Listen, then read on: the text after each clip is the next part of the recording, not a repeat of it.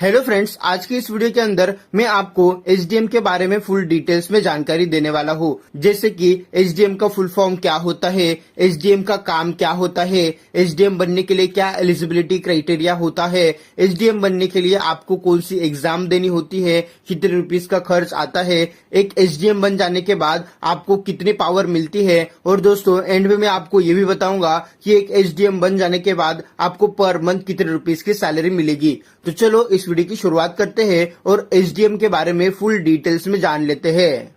तो दोस्तों सबसे पहले हम लोग ये जान लेते हैं कि एसडीएम का फुल फॉर्म क्या होता है। दोस्तों एसडीएम को हिंदी में उप जिला अधिकारी कहते हैं, जिसको इंग्लिश में सब डिविजनल मजिस्ट्रेट कहते हैं। अभी दोस्तों हम लोग एसडीएम का काम क्या होता है इसके बारे में जान लेते हैं।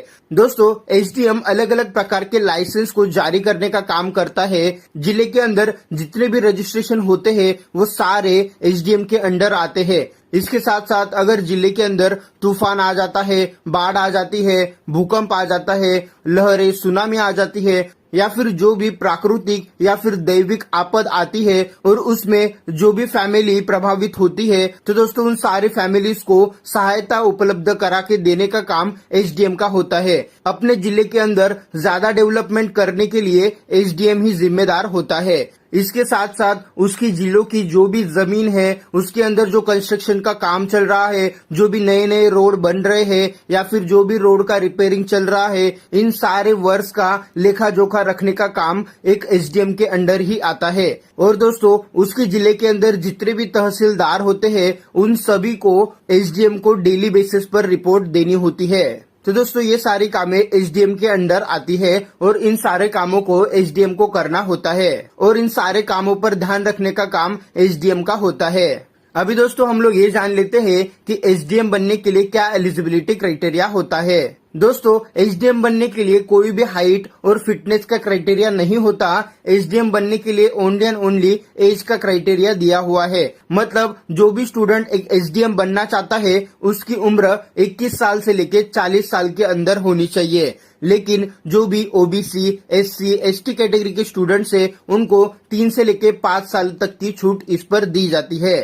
तो दोस्तों अभी हम लोग ये जान लेते हैं कि एक सक्सेसफुल एसडीएम बनने का क्या प्रोसेस होता है। दोस्तों एक एसडीएम बनने के लिए सबसे पहले तो आपको अपना ग्रेजुएशन किसी भी स्ट्रीम से कंप्लीट करना है। अपना ग्रेजुएशन कंप्लीट कर लेने के बाद एसडीएम बनने के लिए आपके सामने 2 ऑप्शंस निकल के आ जाते हैं कि आप यूपीएससी के जरिए एसडीएम बनो या फिर स्टेट पीएससी की एग्जाम पास आउट करके एक एसडीएम बनो। आप इनमें से कोई भी तरीका यूज करके एसडीएम बन सकते हो, लेकिन ज्यादातर स्टूडेंट यूपीएससी की एग्जाम देकर ही एसडीएम बनना ही प्रेफर करते हैं। इन दोनों एग्जाम के अंदर 3 स्टेजेस होते हैं, प्रिलिमिनरी एग्जाम, मेन एग्जाम और उसके बाद होता है इंटरव्यू। अगर आप इन तीनों एग्जाम में अच्छा स्कोर करते हो और आपका रैंक अच्छा आ जाता है तो दोस्तों आपको एसडीएम पोस्ट के लिए सिलेक्ट किया जाता है। फिर आपको 1 मंथ की ट्रेनिंग दी जाती है। उसके बाद दोस्तों आपको एक जिला दिया जाता है और उस जिले का आपको उप जिला अधिकारी यानी सब डिविजनल मजिस्ट्रेट बनाया जाता है।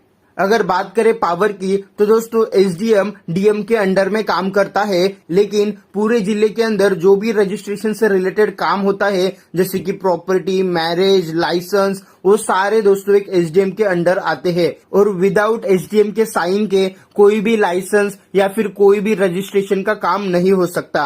इसलिए यहाँ पर उसकी पावर कहीं ज्यादा होती है। अगर बात करें एसडीएम पोस्ट की सैलरी की तो दोस्तों एसडीएम की स्टार्टिंग सैलरी 53,000 रुपीज की होती है, जो बढ़कर 67,000 रुपीज तक की हो जाती है। लेकिन अगर आप यूपीएससी के एंट्रेंस एग्जाम देकर एसडीएम बनते हो तो दोस्तों आपका प्रमोशन काफी जल्दी हो जाता है। फिर दोस्तों आपकी सैलरी भी जल्दी जल्दी बढ़ जाती है और एक एसडीएम के पोस्ट पर मैक्सिमम आपको 1,10,000 रुपीज तक की सैलरी पर मंथ दी जाती है। और इसके साथ साथ एक एसडीएम को सारी गवर्नमेंट फैसिलिटीज दी जाती है, जैसे कि रहने के लिए बंगला दिया जाता है, ट्रैवल करने के लिए कार दी जाती है, सिक्योरिटी के लिए साथ में कांस्टेबल्स दिए जाते हैं और दोस्तों घर में नौकर चाकर से लेके इंश्योरेंस तक सब कुछ चीजें दोस्तों एक एसडीएम को। तो दोस्तों